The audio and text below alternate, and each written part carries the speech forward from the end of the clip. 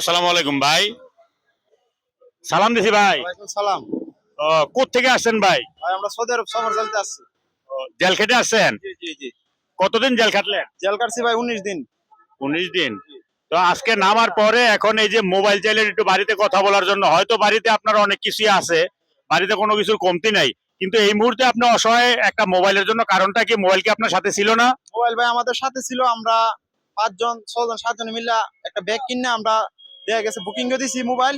দেওয়ার পরে ওরা মোবাইল নিয়ে ওরা চলে গেছে, আমরা মোবাইল নিয়ে ওরা কতটুকু অপেক্ষা করছে করে কি আমরা ওদের পুরো এয়ারপোর্ট বিচারতেছি, সারা দুনিয়া পাগলের মতো বিচারতেছি, ওদের পাইনি আমরা।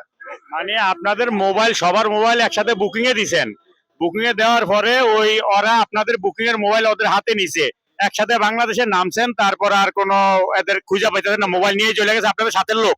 জি ভাই মোবাইল নিয়ে চলে গেছে, আমরা সাথে লোক আমরা পাইতেছি না বিচার। তারাও জেল খাটছে? তারাই জেল কাটছে আমরা সাথেই। আপনার বাড়ি কোন থানা, কোন কোন ডিস্ট্রিক্ট? আমার বাড়ি ব্রাহ্মণবাড়িয়া, বিজয়নগর থানা। আর ওই যে নিয়ে গেছে আপনার মোবাইল, হ্যাঁ, এর বাড়ি কোন ডিস্ট্রিক্ট, কোন থানা? ওর বাড়ি চুয়াডাঙ্গা একজনের বাড়ি, আরেকজনের বাড়ি আমাদের ব্রাহ্মণবাড়িয়া। ওর নাম্বার নাই আমাদের, যদি থাকে অত দিয়া দিব মোবাইলটা। কিন্তু চিনেন না? চিনি না আমি। ও, তাই এই জন্য এখন মোবাইল দিয়ে একটু বাড়িতে কথা বলা দরকার নাকি? আচ্ছা, এখন কথা বলা দরকার। জি এখন কথা বলা দরকার আমার। আচ্ছা, আমি আমার মোবাইলটা দিতেছি।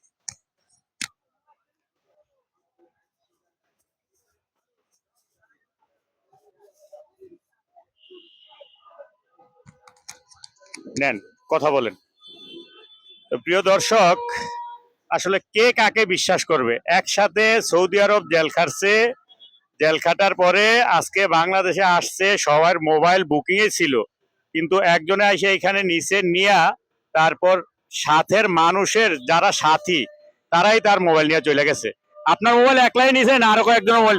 ওর মোবাইলে নিছে, ওই যে ছেলেটা আপনার দুইজনের মোবাইল নিয়ে চলে গেছে না? মোবাইল নিয়ে চলে গেছে।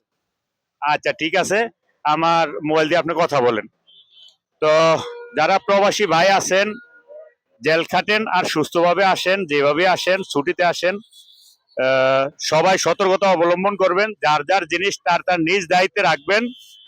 সর্বোপরি কথা হচ্ছে যে আপনারা প্রবাসীরা বাংলাদেশ থেকে প্রবাসে গিয়ে বাংলাদেশের আর্থিক যেই সমস্যার সমাধান করতেছেন, উপরওয়ালা হচ্ছে ভরসা, আল্লাহ রাব্বুল আলামিন হচ্ছে ভরসা, কিন্তু আপনারা উসিলা যেভাবে সমাধান করতেছেন, আপনারা বাংলাদেশের রেমিটেন্স যোদ্ধা, আপনাদের সাথে সব সময় মহান রাব্বুল আলামিন সহায় হোক, এবং আপনাদের মঙ্গল কামনা করে আজকে মতো বিদায় নিতে চাইতেছি। তার আগে একটু বলি, এই প্রবাসী এবং দেশি যত ভাই আছেন, ফেসবুকে দেখলে আমার পেজটা একটু ফলো করে দিবেন, ইউটিউবে দেখলে একটু সাবস্ক্রাইব করে দেবেন প্লিজ।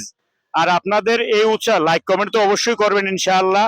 আপনাদের এই আঙ্গুলের একটু চাপের কারণে মানুষের পাশে অসহায় যারা আছে, যেমন এই ভাই এই মুহূর্তে একটা মোবাইলের কারণে অসহায়, বাড়িতে ফোন দিতে পারতেছে না, তা আমার মোবাইলটা দিয়ে আমি সহযোগিতা করলাম। আপনারা দেখতেছেন এই যে ভাইয়ের হাতে এখনো মোবাইলটা আমার, তো ভাই কথা বলতেছে। যারা বিদেশি, প্রবাসী এবং দেশি আছেন, প্রত্যেকটা অসহায় মানুষের পাশে, কোনো না কোনো কারণে মানুষ অসহায় হইয়া পড়ে, অসহায় মানুষের পাশে যাতে দাঁড়াতে পারি, সেই জন্য আমার জন্য দোয়া করবেন। চ্যানেলটা ফেসবুকে দেখলে ফলো দিয়ে দিবেন, লাইক কমেন্ট করবেন, ইউটিউবে দেখলে সাবস্ক্রাইব করে দিবেন। আপনাদের আঙ্গুলের একটা চাপের কারণে আমি আরো অসহায় মানুষের পাশে দাঁড়াতে উদ্বুদ্ধ হব, উৎসাহ পাবো। আজকের জন্য এখানেই বিদায় নিতে যাচ্ছি। মহান রাব্বুল আলামিন সবাইকে ভালো রাখুক, সুস্থ রাখুক, এই কামনা করে বিদায় নিচ্ছি। আল্লাহ হাফেজ, আসসালামু আলাইকুম।